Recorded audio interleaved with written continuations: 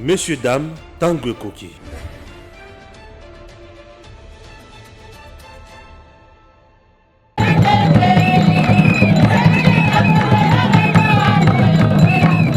Entre la Zambie et la République démocratique du Congo, c'est l'histoire d'une relation vieille de plusieurs décennies. L'axe Kinshasa-Lusaka tient bon, avec pour preuve ce vendredi cette troisième visite en terre zambienne du président de la République démocratique du Congo, Félix-Antoine Tshisekedi, en provenance de Lubumbashi. Accompagné de la distinguée première dame, le chef de l'État congolais a été accueilli à l'aéroport international Kenneth Kaunda par le ministre zambien des Affaires étrangères à la tête d'un comité d'accueil constitué d'officiels congolais et zambiens. Après les honneurs militaires, le cortège présidentiel a pris la direction du centre de conférence Mulungushi, où le président de la République a été accueilli par son homologue zambien. Hakainde Hichilema et Félix-Antoine Tshisekedi Tshilombo se sont par la suite entretenus en tête-à-tête avant de rejoindre la grande salle de conférence pour la cérémonie des signatures de l'accord de coopération entre les deux pays pour la mise en œuvre d'une chaîne des valeurs, des batteries électriques et des énergies renouvelables.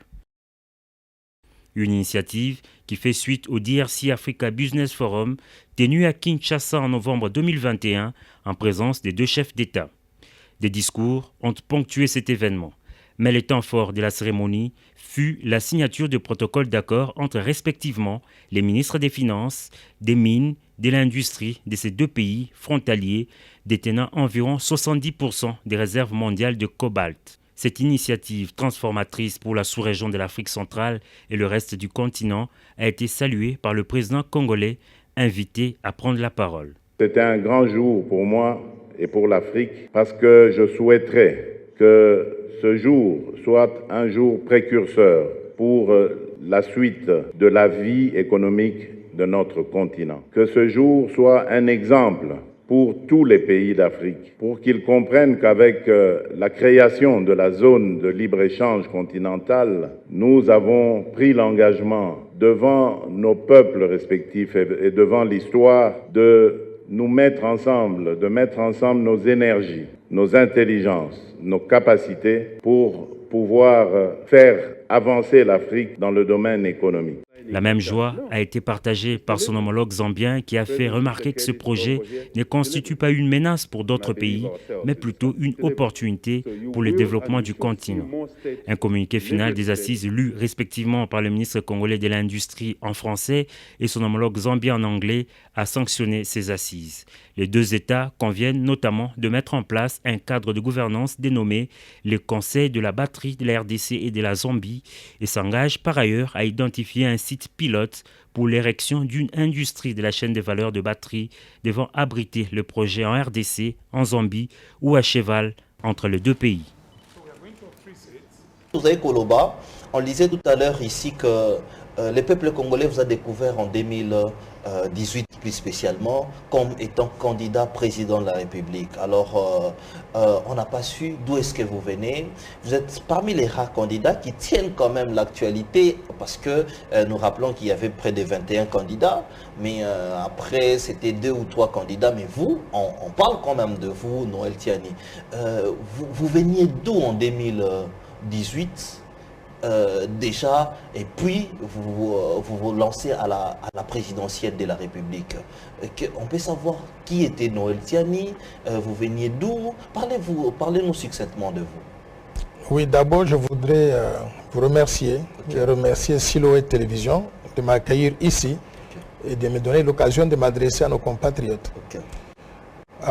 Effectivement, j'étais candidat à l'élection présidentielle de décembre 2018, mais j'ai une longue histoire avant cette élection présidentielle. L'histoire donc d'un petit garçon congolais qui était né à l'intérieur de la RDC. J'ai étudié en Ganajika dans l'actuelle province de la Lomami jusqu'à terminer mon diplôme d'État. J'obtiens le diplôme d'État. Je viens à Kinshasa, le gouvernement du Zaïre à l'époque me donne la bourse du Conseil exécutif national, donc la bourse du gouvernement congolais, et m'envoie à l'étranger pour aller étudier. Avec l'idée que quand j'aurai terminé, je reviendrai pour me mettre à la disposition de la République. J'ai étudié à l'université de Liège en Belgique jusqu'à obtenir ma maîtrise en sciences économiques. Je m'en vais à l'université de Grenoble en France. Je fais un 3e cycle diplôme d'études supérieures spécialisées en gestion financière et fiscalité. Je quitte l'université de Grenoble, je m'en vais à l'Institut supérieur de gestion à Paris, où je fais un diplôme de finance internationale. Je quitte là-bas pour aller aux États-Unis. Je fais un MBA, Masters of Business Administration en banque et marché financier à Adelphi University à New York. Et je quitte pour revenir à Paris pour faire mon doctorat en sciences économiques avec concentration en banque et finance. Après avoir terminé toutes ces études-là, je suis allé à Harvard Business School aux États-Unis, où j'ai fait un diplôme postdoctoral en leadership et management. Et après avoir terminé toutes ces études, j'ai travaillé d'abord dans les banques commerciales et banques d'investissement à New York pendant 10 ans. J'ai travaillé à la Citibank et à la JP Morgan Chase. Je quitte après 10 ans pour entrer à la Banque mondiale à Washington, où je suis resté littéralement pendant 30 ans. J'ai quitté après 30 ans la Banque mondiale avec le titre de directeur de pays, couvrant plusieurs pays à travers le monde. J'ai été posté dans certains pays en Afrique, en Asie, dans les Caraïbes. Donc voilà grosso modo ce que je fais. Maintenant, au bout de tout cela, j'ai eu l'expérience de développer les pays, de travailler sur des visions de développement qui ont aidé beaucoup de pays à se développer, à sortir de la pauvreté. Je me dis, je peux utiliser cette expérience-là, l'appliquer à mon pays, étant donné que la République démocratique du Congo, malgré toutes les ressources naturelles, j'ai trouvé que mon pays était mal géré. La population congolaise était la plus pauvre du monde et que rien ne marchait ici. Pourquoi cela? Pourquoi? Parce que j'avais estimé dans mon analyse que le leadership politique congolais était défaillant. wana okoti na motivation etindaki ozala candidat permettre na tuna ba question na lingala pona bato bazolanda biso population nyonso alanda émission oyo oza libre répondre na français wana okoti na motivation wana mais avant kota na motivation wana est-ce que opezaki les pour et les contre pour être candidat na niveau présidentiel de la République? Bien sûr que oui, et d'ailleurs je vais vous dire que j'ai pesé tellement le pour et le contre et que je me suis préparé pendant très longtemps sans que personne ne puisse s'en rendre compte. Combien d'années? Au point où, je peux dire, j'ai commencé à me préparer vers les années 2003-2004, en présentant déjà à l'époque le brouillon de ce que j'ai appelé plus tard le plan Marshall de Noël Tchani pour la reconstruction et le développement de la RDC, qui est une véritable vision de développement pour développer le pays. Oui. Pour ceux qui nous suivent, qui voudraient peut-être s'en assurer, vous allez sur Google, sur Internet, mettez Noël Tchani, Plan Marshall, Jeune Afrique. Vous allez voir les premiers articles que j'ai publiés sur la vision de développement que j'avais pour le Congo en 2004 et 2003 et 2004. Donc, j'ai pesé pendant tout ce temps le pour et le contre. Entre-temps, en travaillant à la Banque mondiale, je voyage dans plusieurs pays. J'ai fait près de 85 pays différents. Chaque fois que je suis dans un pays et que je travaille sur ce pays-là, je regarde, je me dis, tiens, c'est ça qu'ils ont fait pour réaliser tel objectif. Et si je pouvais le faire chez moi, qu'est-ce que ça pourrait donner? Donc, j'ai analysé, j'ai fait une préparation minutieuse avant de prendre cette décision de me présenter aux élections présidentielles en 2018. Et je voudrais vous informer qu'avant 2018, la vision que j'avais préparée, je l'ai envoyée aux hommes politiques congolais, en me disant peut-être que vous pouvez l'utiliser. Moi, étant fonctionnaire international, je ne peux pas m'impliquer dans la politique chez moi. Donc vous avez utilisé cela. J'ai fait des propositions pendant plusieurs années. Déception. J'ai trouvé que la plupart des temps, ils étaient tête vide. C'est-à-dire des gens qui ne voient que leurs petits intérêts, qui ne voyaient pas du tout ce qu'il fallait faire pour aider la grande majorité. Est-ce que tête vide, les deux. C'est-à-dire, ils ne sont pas instruits, ils ne sont pas éduqués, ils ne sont pas formés, ils n'ont pas les compétences et l'expertise. Et en plus de cela, ils n'aimaient pas leur pays. Et certains de ces leaders-là, je me demandais même s'ils étaient réellement congolais, parce que s'ils étaient congolais, ils pouvaient trouver certaines des idées bonnes à mettre en œuvre. Par contre, ils ont pris tous les livres que je leur donnais avec la vision. Ils ont mis ça dans la poubelle et ils ont continué à fonctionner comme avant. Tu as un dossier en congolité, mais tu as les pour et les contre, parce que les réalité à l'élection, peut-être aux yeux expérience en 2018, mais motivation, non tant aux motivation, Noël tient, il y a un parti politique, aux une structure politique mon côté, aux parlementaire debout au Yayote, parce que aujourd'hui je rappelle que Batounia soit un parlementaire debout nango, au moment a décidé d'un parlementaire debout et bandana IDPS bien sûr. Au mitouna ma question t'es n'a voté. Vous êtes mal informé. D'abord, j'ai un parti politique qu'on appelle la Force du Changement. Ok. La Force du Changement, c'est un parti politique différent de tout ce que vous voyez sur la rue. C'est-à-dire qu'il y a des valeurs bien spécifiques et une vision de développement que nous voudrions mettre en œuvre. Quelles sont les valeurs que nous avons? La bonne gouvernance. Nous voulons lutter contre les antivaleurs, c'est-à-dire la corruption, les détournements des fonds publics, la prédation des ressources naturelles. Mobiliser toutes les ressources du pays, les mettre dans le budget national, avoir un gros budget et financer une grande vision de développement pour ce pays. Ça, c'est la première chose. Okay. Deuxième chose, investir massivement dans les ressources humaines congolaises. C'est-à-dire, j'ai réalisé, dans mon expérience à travailler sur les pays asiatiques, qu'un pays ne peut se développer, ne peut pas se développer parce qu'il a beaucoup de ressources naturelles, pas parce qu'il a une grande superficie de terre. Le pays se développe parce qu'il a des hommes et des femmes bien intelligents, bien compétents, bien formés, bien éduqués, avec la capacité de concevoir et de mettre en œuvre des politiques sectorielles dans tous les domaines pour réaliser les objectifs que le pays se poursuit. Mais parti en qui est implanté dans l'ensemble de la République pour rassurer qu'il y a compagnon dans l'élection. Quand je me suis présenté aux élections présidentielles en 2018, je me suis présenté en tant qu'indépendant, bien que le parti était dans le background pour m'appuyer, parce que la procédure pour arriver à se faire enregistrer au niveau de la CENI en tant que parti était plus complexe qu'être un indépendant. Donc je m'étais présenté comme étant un indépendant. Mais je peux vous dire une chose, que depuis 2018 jusqu'à aujourd'hui, beaucoup de choses ont changé et beaucoup de gens seront très surpris. Vous savez, en 2023 ou au-delà de 2023. Pourquoi? Parce que, vous savez, aujourd'hui, quand je suis arrivé en 2018, personne ne connaissait Noël Tchani. Beaucoup de gens m'ont posé la question, me disent, mais tiens, quand nous on souffrait ici dans la rue, vous étiez où? Tout le monde me disait que j'ai mangé les beefsteaks aux États-Unis pendant qu'eux ils trimaient dans la rue ici. Tout le monde me comparait à qui? À Oscar Kachala, qui avait tenté d'être aussi candidat à la présidence, qui était candidat à la présidence, qui n'avait pas gagné, qui a quitté le pays pour retourner aux États-Unis, déçu par la façon dont le pays était structuré et fonctionnait. Je suis venu, je me suis dit, je vais répondre à ces préoccupations de mes compatriotes. La première occupation, au lieu de faire comme Oscar Kachala de rentrer aux États-Unis, je me suis dit, je vais rester ici, je vais souffrir comme tout le monde. Les gens m'ont vu prendre par exemple des motos sur la rue pour marcher, pour me promener comme tout le monde. J'ai pris une moto une ou deux fois, c'est très risqué, mais je l'ai fait. Au-delà de cela, les gens m'ont vu acheter aussi donc comment vous appelez ça là, les poulets grillés, des poulets maillots comme tout le monde, manger comme tout le monde. Donc j'ai acheté les kwanga comme tout le monde. Donc j'ai souffert au même titre que tout le peuple congolais.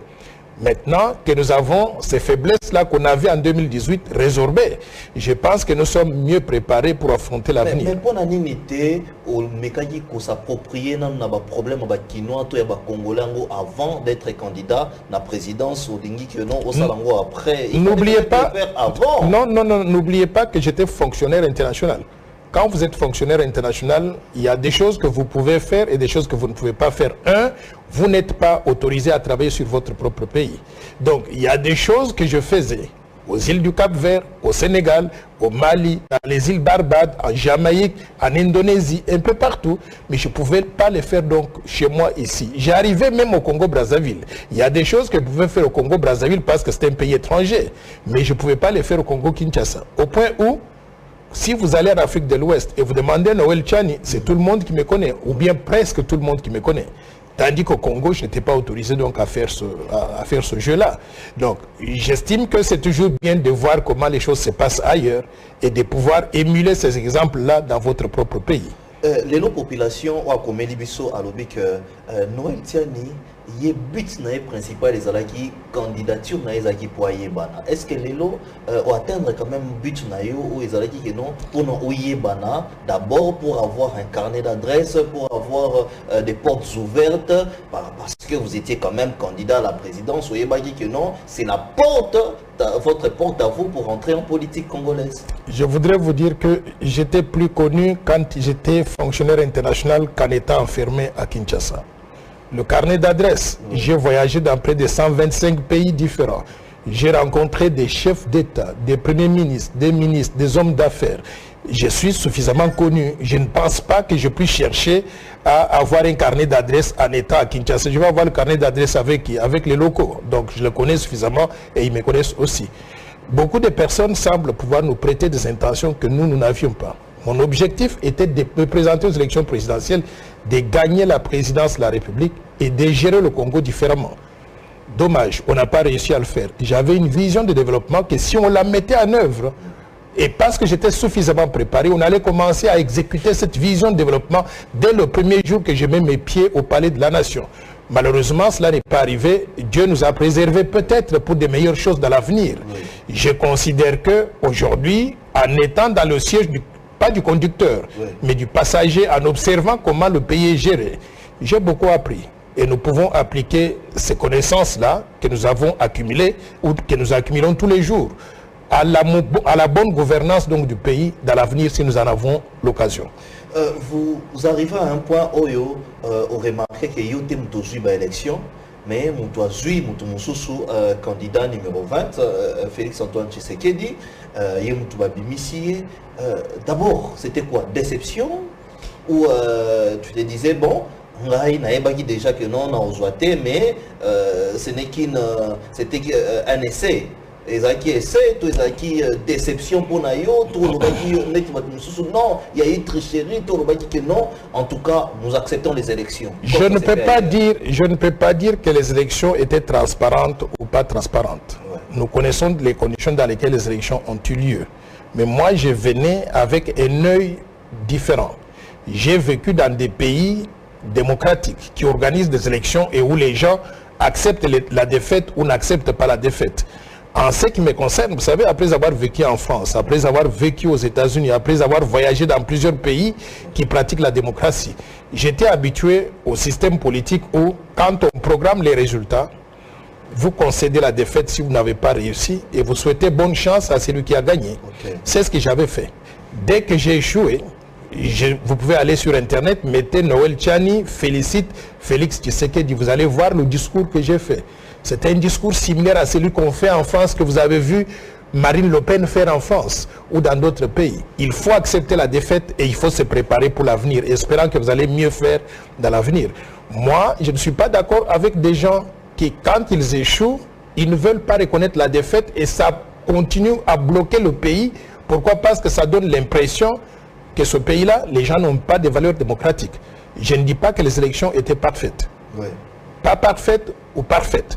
Mais on ne m'a pas proclamé vainqueur de ces élections-là par l'institution qui est mandatée à pouvoir le faire. Cette institution, c'est laquelle? C'est la CENI. Et quand la CENI proclame les résultats, vous allez même au niveau de la Cour constitutionnelle, oui. Et la Cour constitutionnelle confirme que c'est telle personne qui a gagné.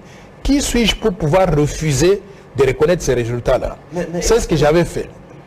J'ai reconnu donc ma défaite, j'ai félicité le gagnant et je lui ai dit, vous avez un mandat de 5 ans. Nous allons vous observer.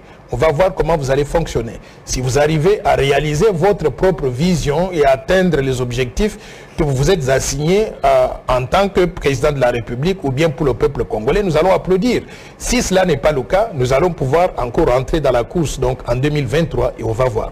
Exactement. C'est même à féliciter. On a vu ça chez vous et on s'est dit que c'était même à féliciter. Mais bateau bazo na biso baba qui est différent. Avec non. Mais ça c'est pas grave. Ce qui était beaucoup plus grave, pose en vraie version et monsieur vraiment ils en a kati. On a vu plusieurs attaques sur vous, hein.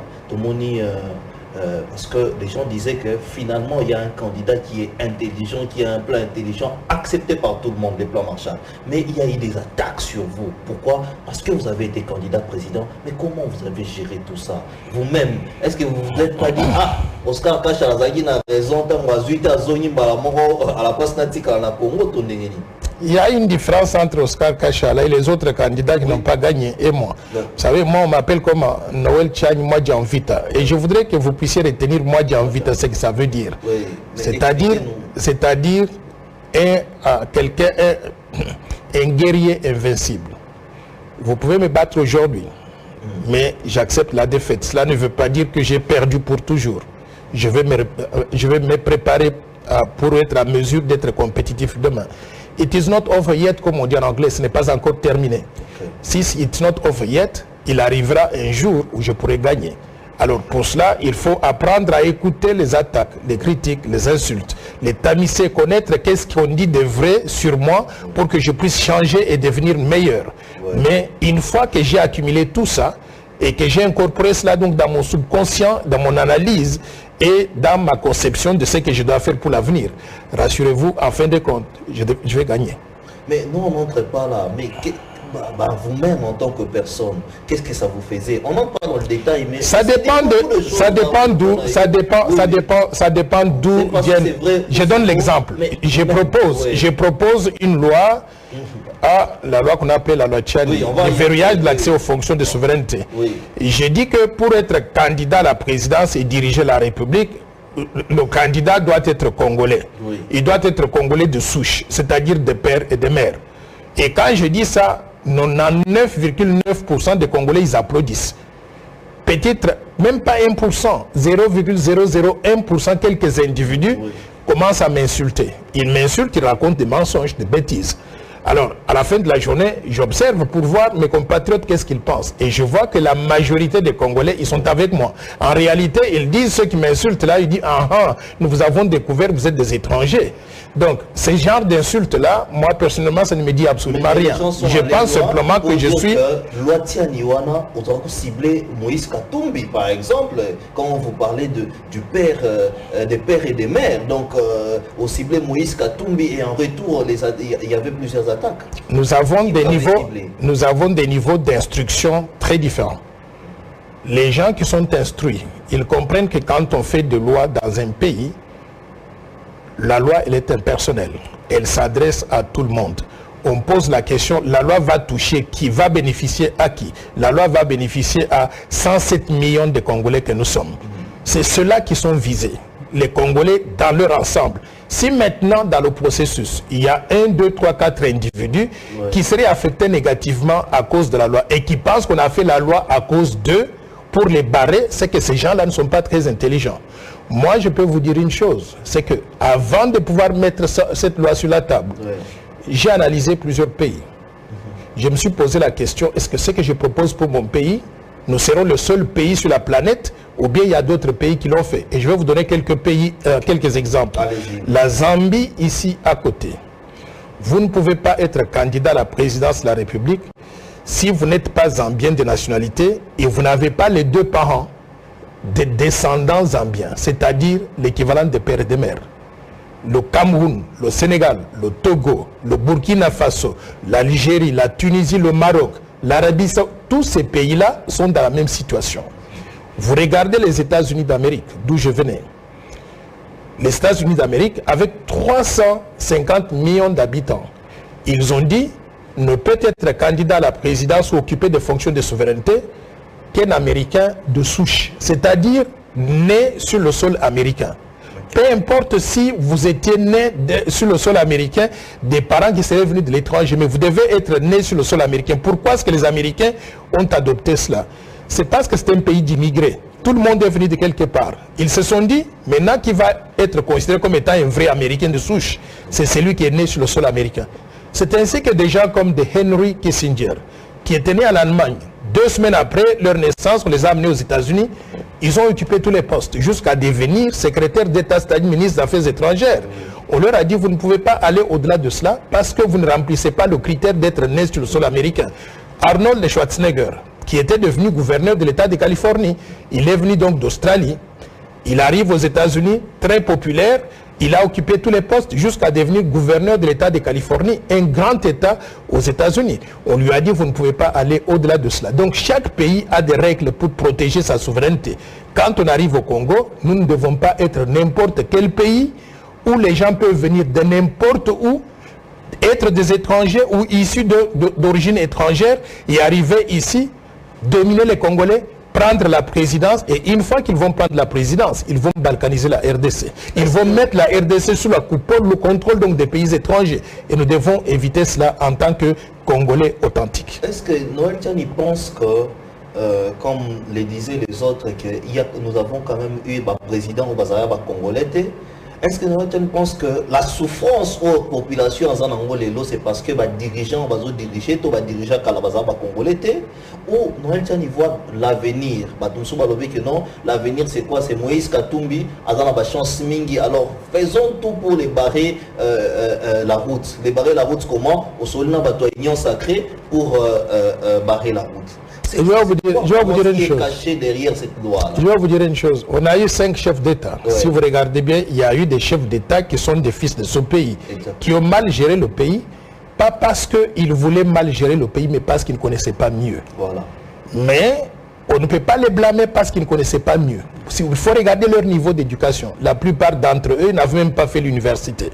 Alors maintenant, il y a des gens qui, pendant aussi les 60 dernières années, ont eu des nationalités douteuses. Je ne voudrais pas aller très loin. Le président Kabila, on a jusqu'à présent questionné donc d'où il vient, en réalité. Mais c'est le président qui aura mal vendu ce pays aux étrangers. Ouais. Aujourd'hui, on est en train de récupérer donc les actifs qu'il avait vendus à ses copains comme les Dan Kettler et consorts. Un vrai Congolais ne pouvait pas faire cela. Un vrai Congolais ne pouvait pas faire ça. Oui. Pendant tout son régime, on a connu des gens qui étaient par exemple comme les Bosco Tanganda, des Rwandais à qui on a donné des portions de terre à l'est de la République qui régnaient sur nos compatriotes, violés, tués, massacrés nos compatriotes. Ils n'avaient pas pitié à l'égard donc des Congolais. Donc, pour éviter que cela n'arrive... J'arrive. Non, je ne veux pas entrer dans ce débat-là, mais je dis simplement que la question donc de nationalité, elle est très importante. D'où vient la personne, c'est très important. Moi, Noël Tchani, vous pouvez aller en Ngandajika. Vous allez trouver que mon père vient d'un village qu'on appelle Benampiana. Vous allez voir mon père, mon arrière-grand-père, arrière-arrière-grand-père, jusqu'à 10 générations. Ma mère vient d'un village voisin qu'on appelle Benekaseki. Vous pouvez vérifier jusqu'à 10 générations. Je suis lié à ce sol-là. Il y a beaucoup de Congolais qui sont comme moi et qui voudraient défendre cette terre-là. Pourquoi? Parce que c'est la seule terre que nous avons. Alors, si on ne veut pas regarder tout ça, on veut prendre le pays, le mettre dans les mains des gens dont on n'est pas sûr d'où ils viennent. Ces gens-là, ils vont basculer le Congo sous le contrôle donc des étrangers. Et nous devons éviter cela si nous devons protéger la souveraineté nationale et surtout l'intégrité territoriale de notre pays. Les pour et les contre, est-ce qu'on pesait les pour et les contre? Parce qu'aujourd'hui, les gens soit maman étrangère, ton papa étranger, mais il avait voulu quand même dans le Congo. J'ai bien pesé le pour et le contre. Et je vais vous dire ceci, nous sommes 107 millions de Congolais. Oui. 107 millions de Congolais, les postes à verrouiller, c'est à peine une centaine, à peine 100. Il reste combien de postes disponibles à supposer qu'on crée des emplois, même pour des enfants qui viennent de naître aujourd'hui? 107 millions de postes disponibles. J'ai dit que tous les Congolais peuvent occuper tous ces postes-là. 107 millions de Congolais, 107 millions de postes disponibles pour eux. Mais quels sont les postes à verrouiller? Président de la République, président du Sénat, président de l'Assemblée nationale, Premier ministre, les ministres régaliens, c'est-à-dire finances, affaires étrangères, affaires intérieures, justice et défense. Les hauts magistrats de la République, le haut commandement militaire, le haut commandement du commissariat général de la police, les gouverneurs des provinces et le président de la Commission électorale nationale indépendante, le directeur de l'Agence nationale d'immigration, l'administrateur de la NER et le gouverneur de la Banque centrale du Congo. Vous mettez tous ces postes-là, environ 100 postes. Est-ce qu'on fait la discrimination si on prend 100 postes, on dit pour protéger notre pays, on les réserve aux Congolais dont nous sommes sûrs de la loyauté à l'égard du pays, et les autres 107 millions de postes sont disponibles à tous les Congolais? Tous ces gens que vous mentionnez là, ils peuvent faire autre chose. Ils peuvent être présidents des clubs de football, ils peuvent être des hommes d'affaires, ils peuvent vendre des poissons, ils peuvent faire beaucoup de choses. Mais dire qu'ils vont seulement occuper... Je vais vous donner l'exemple.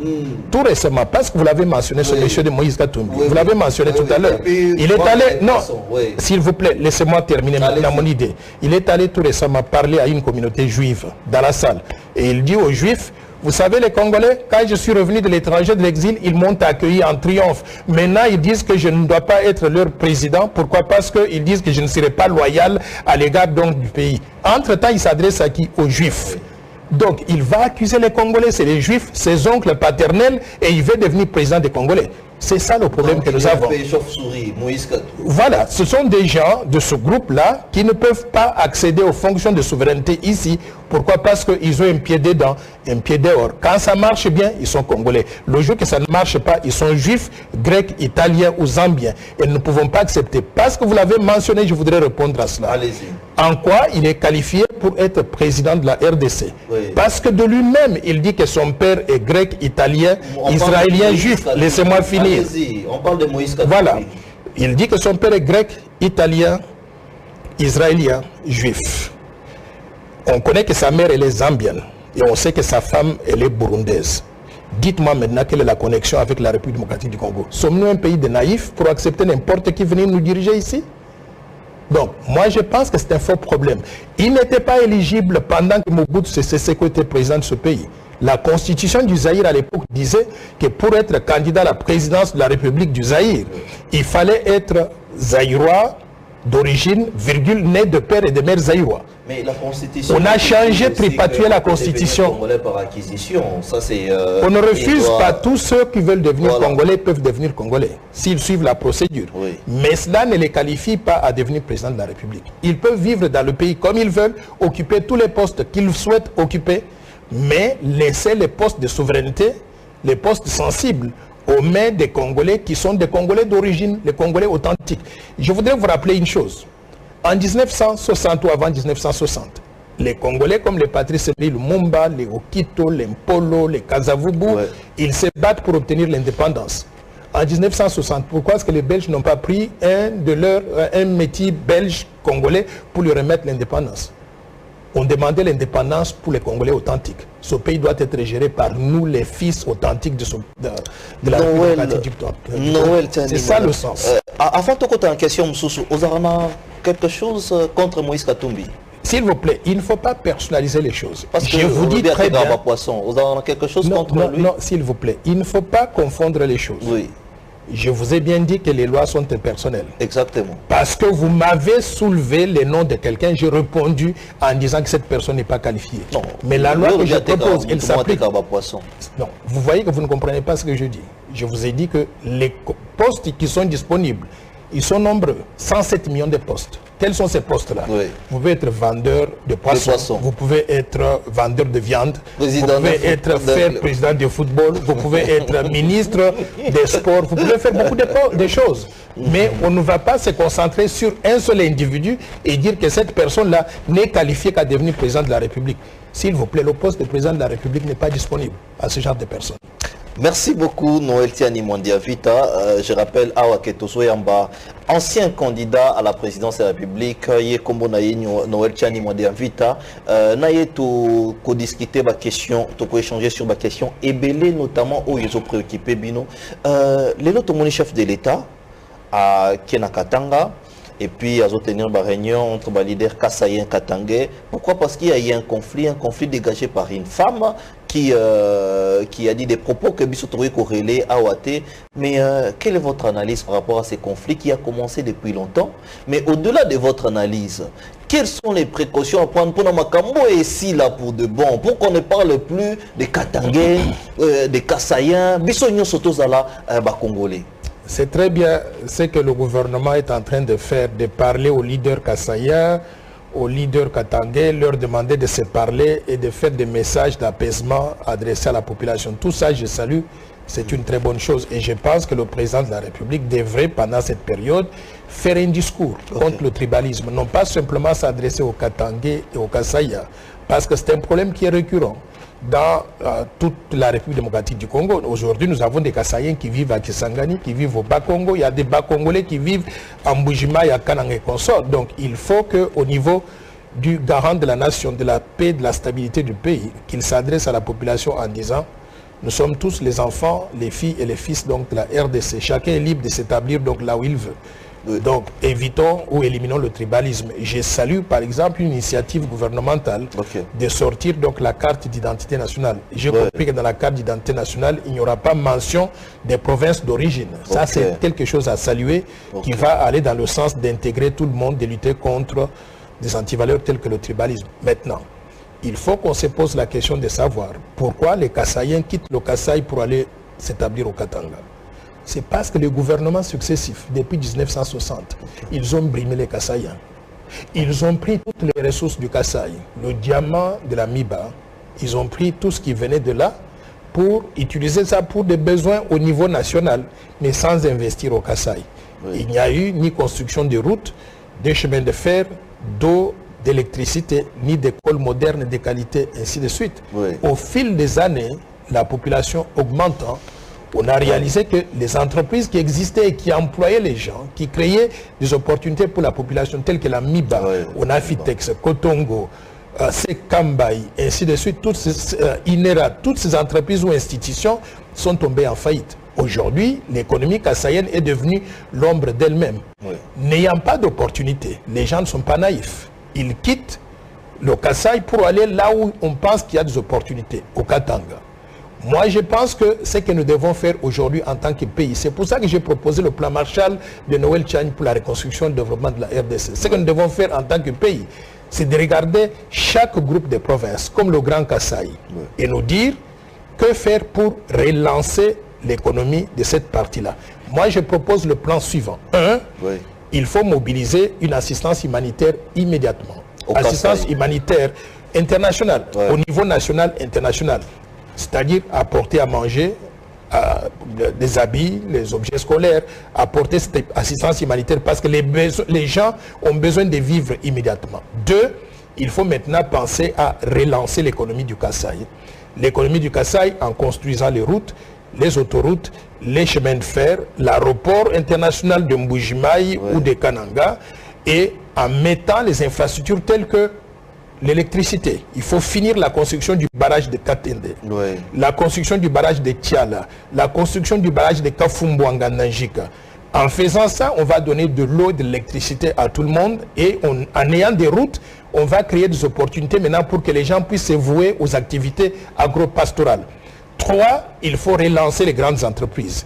La Miba, la Kotongo, Onafitex, Sekambaï et d'autres entreprises. Relancer les entreprises, par exemple, les palmeraies, pour faire donc l'huile de palme, les savons, toutes ces histoires, ces entreprises ont existé au Kasaï. Il faut relancer cela et ça va créer des opportunités pour tout le monde.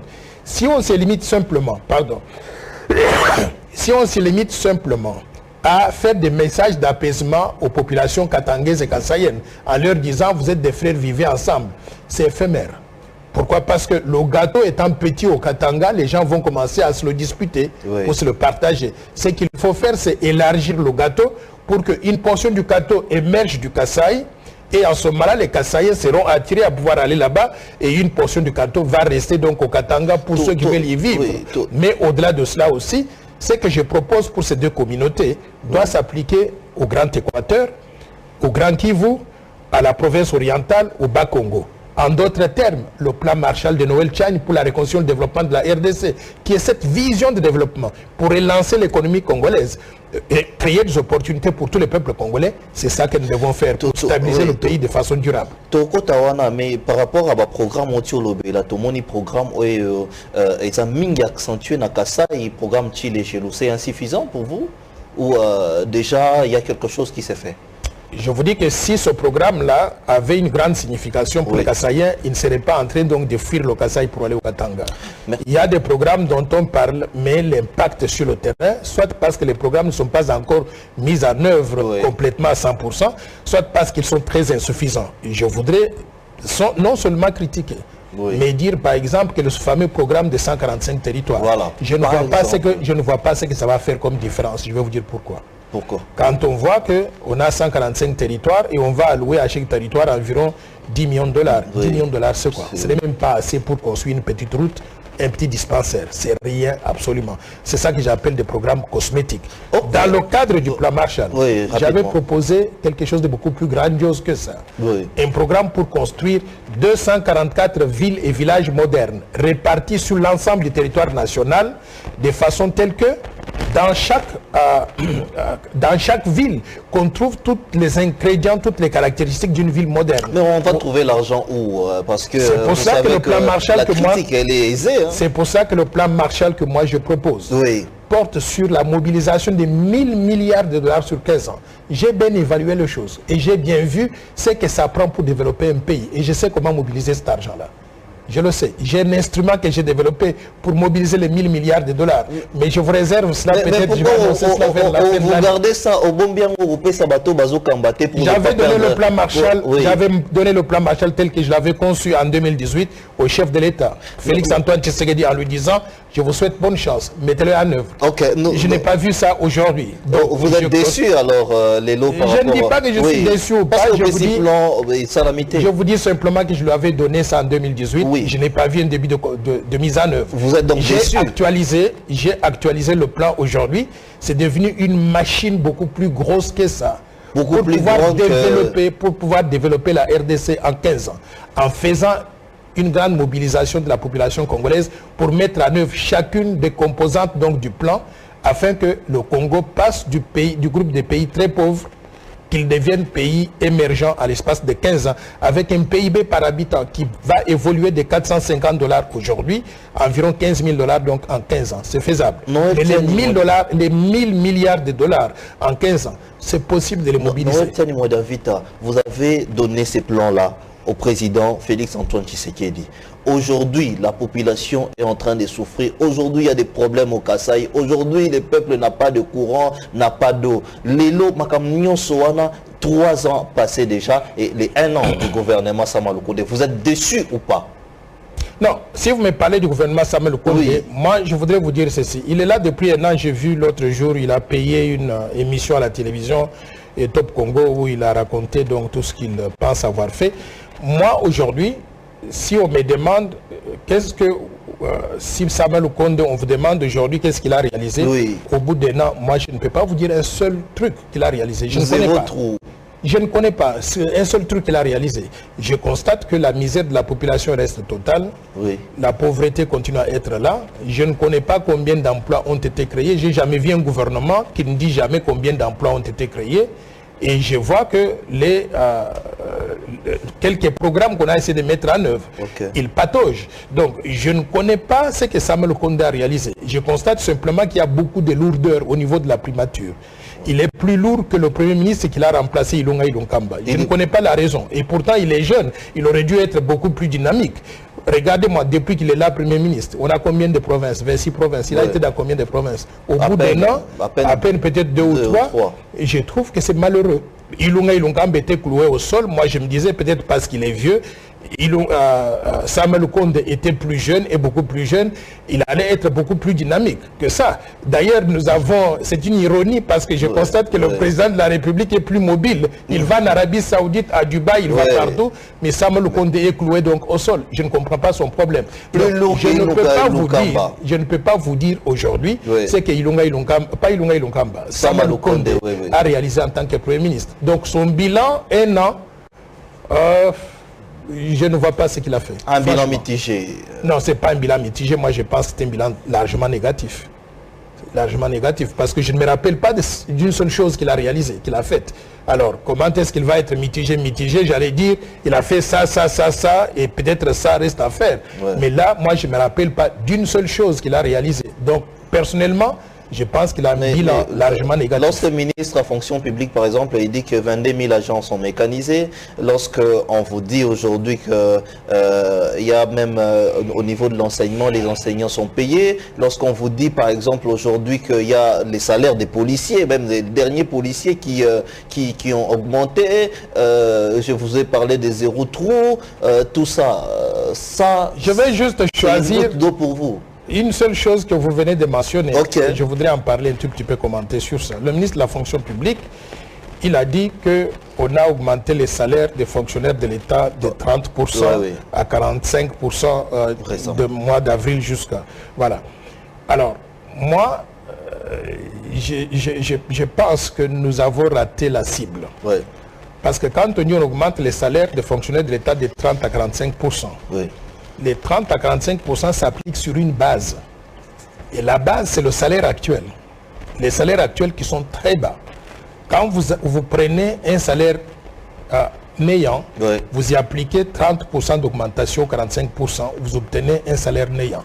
Le pouvoir d'achat réel reste très négligeable. Oui. Moi, je me serais attendu à ceci. Je me serais attendu à ce que le gouvernement et le ministère de la fonction publique et le ministère du travail travaillent pour établir au Congo ce que j'appelle le salaire minimum garanti indexé. C'est-à-dire qu'on se dise, oublions les salaires actuels. Maintenant, quel est le niveau de vie qu'il faut, le niveau des salaires qui permettent à un travailleur, un policier, un enseignant, un médecin, ainsi de suite, de vivre correctement. Pardon. Dans le cadre du plan Marshall de Noël Tchad pour la construction et le développement de la RDC, j'avais établi ce salaire-là à 1 000 $ par mois. Si vous donnez à quelqu'un aujourd'hui, disons 200 000 francs congolais, parce qu'il gagnait 150 000 francs, vous lui avez ajouté 50 000 francs congolais. 200 000 francs congolais, ça fait combien? Ça fait 100 $. 100 $, rien que le transport aller-retour de chez lui jusqu'à la maison, ça lui prend pratiquement 50 $. Les 50 $ qui restent, est-ce qu'il peut acheter à manger? Est-ce qu'il peut payer le loyer? Donc, on fait des augmentations des salaires, on se contente des pourcentages, mais les gens ne vivent pas des pourcentages. Les gens vivent du vrai pouvoir d'achat. Et le vrai pouvoir d'achat aujourd'hui, je considère qu'il est zéro. C'est là que je dis merci beaucoup au ministre de la fonction publique, merci beaucoup le gouvernement Samal Kondé, mais retournez à l'école, refaites les calculs, parce que vous êtes parti sur des fausses bases qui ne vont pas améliorer le pouvoir d'achat des Congolais. Merci beaucoup. Tori Kokatate, sans que tu nasuka émission, tu vas m'entendre vers la fin. Tori Kokatate pour parler des élections. Vous avez l'expérience, il y a élection par rapport à l'élection 2018, bien sûr. Toujours qu'il y a vers l'élection 2022. Il y a des bosses qui ont noté une contradiction entre président Asseni et ministre des Finances. Il y a mis cette loi électorale qui va donner naissance aux élections, bien sûr, tout le monde va FCC, bimina parlement. Quelle est votre analyse par rapport aux élections? Ça, c'est de 1. De 2, est-ce que à l'horizon, quand vous voyez les choses, vous pensez qu'on aura des bonnes élections ou on aura des élections en 2023? Bon, les élections en 2023, c'est une question de volonté politique.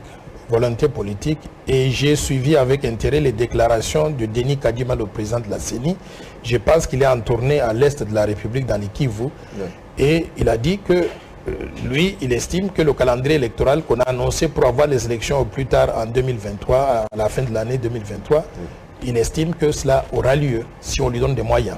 Tout ce que moi, et puis j'ai entendu donc ce brouhaha entre le ministère des Finances et la CENI, moi je pense qu'à ce niveau-là, on doit pouvoir gérer les affaires de l'État de façon responsable, pas pouvoir aller sur les antennes des radios, des télévisions, donc dire qu'il n'y a pas d'argent, on avait donné l'argent, que ce n'est pas arrivé à la CENI, tout ça, je crois que c'est enfantin. Tout ce que moi je demande, c'est que le gouvernement qui doit disponibiliser des moyens, doit donner les moyens à la CENI.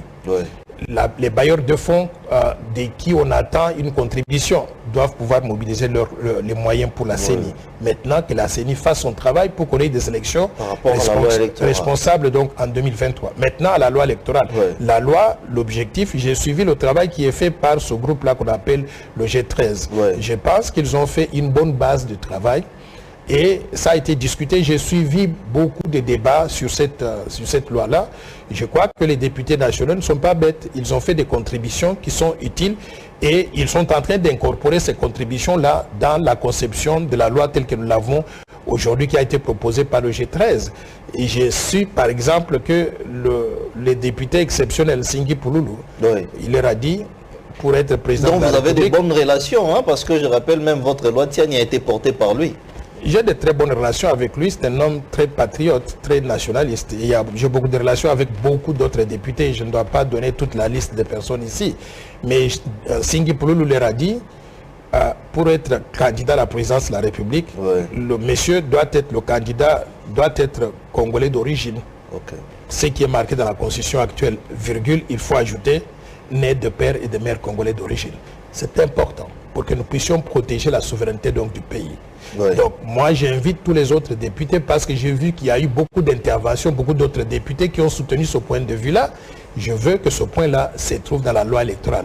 Si on a ce point dans la loi électorale sera appelée la loi des pères et des mères. Merci. En toute la loi des pères et des mères, en toute vérité et honnêteté, nous sommes ici à Vraie Version. Est-ce que Noël Tiani Modiavita sera encore candidat après son échec en 2018? Je vous ai dit tout à l'heure là que pour réussir, il faut échouer une ou deux fois. Oui. Donc, vous serez candidat en 2023? Non, je ne me suis pas encore prononcé pour 2023. Tout ce que moi je dis, c'est que je veux que le terrain soit balisé. Et je veux qu'on donne le temps à ce président de la République et son régime de pouvoir mettre en œuvre leur programme parce qu'ils ont été élus pour un mandat de 5 ans. Quand on arrivera donc à la fin du mandat de 5 ans, peut-être vers la fin de cette année, nous allons réévaluer ou évaluer la performance du président. S'il a tellement bien travaillé et qu'il mérite donc qu'on puisse le reconduire, nous allons applaudir. Mais si on estime que les choses ne sont pas faites comme on aurait souhaité et que nous pensons que nous pouvons faire mieux que lui, en ce moment-là, on va annoncer la décision concernant 2023. Mais pour l'instant, je pense que c'est trop tôt de se prononcer. Nous sommes arrivés à la fin de l'émission, mais une dernière question. Lelo la toile batunyon so bazolo la ba propos ya Gilles Alingete. Balobi que Gilles Alingete alobi que guerre ezana est, il a craché sur les morts qui y a tous les jours à l'est. Batouba Sili qui n'a pas propos, j'ai vu même des gens qui demandent au chef de l'État de chasser Gilles Alingete et de les mettre dehors. Quelle est votre analyse, premièrement, par rapport aux propos de Gilles Alingete? Deuxièmement, parce que Gilles Alingete s'est dit qu'il était devant les investisseurs, donc il faut le Bakar Malamu ya Congo. Qu'est-ce que le Congo aujourd'hui peut faire pour attirer un investisseur dans la RDC? Deux questions pour finir. Je vous ai dit que j'ai vécu aux États-Unis pendant très longtemps. Exactement. Je peux regarder les Américains et penser, deviner ce qu'ils pensent. Les Américains sont très bien informés de la situation au Congo. Et surtout quand ils sont des hommes d'affaires. Ils suivent donc ce qui se passe au Congo beaucoup plus que les Congolais qui sont sur place. Donc, si aujourd'hui, le monde entier sait qu'il y a une guerre à l'Est, une guerre, si je peux dire, qui traîne depuis des décennies, qui a fait pratiquement 7 à 10 millions de morts. Et si quelqu'un sort du Congo en disant qu'il n'y a pas de guerre chez nous, il n'est pas crédible. Les gens ne vont pas croire à cela. Donc ces gens-là, ils connaissent exactement qu'il y a une guerre à l'Est. Et moi, j'aurais souhaité pour la mémoire, le respect de tous ces gens qui sont morts là, que Jules Alingete ait dit, par exemple, à cette audience-là, je vous demande de conserver une minute de silence pour nos 10 millions de morts qui ont été causés par ces aventures-là qui viennent de Kigali et de l'Ouganda et qui continuent donc jusqu'à aujourd'hui. Mais je voudrais aussi relativiser les choses. Il ne faut pas crucifier Jules Alingete. Un pays comme la RDC doit être organisé. Qui doit aller à l'étranger pour chercher des investisseurs? Ce n'est pas n'importe qui. Le travail de Gilles Alingete en tant qu'inspecteur général des finances, c'est de contrôler les institutions, de contrôler l'utilisation des ressources publiques et de faire des audits et de recommander de comment il faut améliorer la gouvernance. Son travail n'est pas d'aller chercher des investisseurs. Moi, je me suis posé la question comment il s'est retrouvé au Texas en train de parler donc aux investisseurs. Ce travail-là, il faudrait le laisser à des gens qui sont expérimentés et qui peuvent parler de cela. Et ces gens-là, je ne sais pas s'il faut parler d'usurpation de pouvoir ou bien on était distrait, ou comment est-ce qu'il s'est retrouvé là-bas. Moi, je pense que ce n'est pas son travail. Donc, je ne suis pas surpris qu'il ait dit des choses qu'il ne fallait pas dire, parce que ce n'est pas son domaine. Donc, Gilles Alingete, c'est improvisé. Non, je ne dis pas ça. Je dis simplement que son travail n'est pas de chercher des investisseurs. Son travail, c'est de faire le contrôle des institutions. Qui pouvait aller au Texas pour aller parler à ces gens-là? C'est pour cela, encore une fois de plus, que je pense que Samalou Konde n'est pas à sa place. Un premier ministre serait parti là-bas. Il est bien mandaté, bien qualifié pour parler aux investisseurs, leur montrer des opportunités d'investissement dans le pays. Il pouvait se faire accompagner donc d'ANAPI ou bien le chef de l'État quand il voyage, il est bien équipé pour parler donc à ce genre donc de groupe-là. Mais un inspecteur général des finances, ce n'est pas son job, ce n'est pas son travail. Si bien que quand il est sorti de son cadre de confort, où il est supposé faire le contrôle des institutions, il a commencé à parler des choses qui ne le concernent pas. Il a fait cette bavure-là. S'il vous plaît, il ne faut pas le crucifier. Il faut lui pardonner. Il faut le pardonner. Mais qu'est-ce qu'il faut faire pour attirer les investisseurs au Congo? On clôture par là. Moi, je pense que pour attirer les investisseurs au Congo, nous devons avoir une vision de développement qui est très claire, mettre en place un bon environnement des affaires. Quand vous allez aujourd'hui dans notre système de justice, vous allez réaliser que ça ne marche pas. Ça ne marche pas du tout. Donc, au lieu d'aller faire des milliers de kilomètres pour aller amener des gens de l'extérieur, quand ils arrivent au Congo, ils trouvent une bureaucratie gouvernementale impossible à surmonter, la justice qui ne marche pas, le manque d'infrastructures donc locales, l'eau et l'électricité qui n'est disponible qu'à moins de 10% de la population, les coûts des transactions trop élevés. tout ça manque de transparence, même dans l'utilisation des ressources publiques, manque de vision claire pour le pays. Moi, je pense que si nous nous concentrons à faire donc ces choses-là qui sont essentielles, les investisseurs, on ne va pas aller les chercher à l'extérieur. Ils viendront de même parce qu'ils vont trouver que le Congo, c'est un pays attractif. Donc, mais ne pas faire ces choses-là, et dépenser beaucoup d'argent à aller dans des pays étrangers pour aller chercher des investisseurs, vous allez chercher pendant trop longtemps et ils ne viendront pas. Donc il y a manque de leadership, manque de gouvernance, de bonne gouvernance, ce qui fait que investisseurs, il faut commencer par là. J'ai dit qu'il y a manque d'infrastructures de base, manque de bonne gouvernance, il y a des règles qui sont applicables à tout le monde. Je vais vous dire une chose, je donne un exemple. Rapidement. Vous prenez quelqu'un, vous l'arrêtez parce que vous l'avez accusé de détourneur de fonds publics, vous le mettez en prison, 2 jours après il sort de là et vous allez dire aux gens qu'il faut venir investir au Congo. Ça ne va pas marcher. En plus de cela, vous avez des anciens premiers ministres qui ont visiblement détourné de grosses sommes d'argent. Et on veut les amener au tribunal. Ils disent qu'il n'y a aucune juridiction dans ce pays qui peut donc nous juger. Et vous croyez que les investisseurs sont naïfs pour venir donc investir dans ce pays-là? Donc nous devons faire en tant que pays notre homework. Si nous faisons ce homework-là pour créer des conditions de transparence dans la gestion des affaires publiques, des bonnes conditions de fonctionnement du système de justice, on enlève les obstacles bureaucratiques au déroulement normal donc, des affaires, on éduque la population pour qu'on ait des gens de qualité, on rétablit la paix, la sécurité sur l'ensemble du territoire national. Moi, je pense que les investisseurs vont venir. Pourquoi? Parce que nous avons tout plein de ressources naturelles, de potentialités touristiques énormes. Et nous avons un grand pays qui est un grand marché, qui est convoité par tout le monde à travers le monde entier. Messieurs, dames, Tanguy Koki.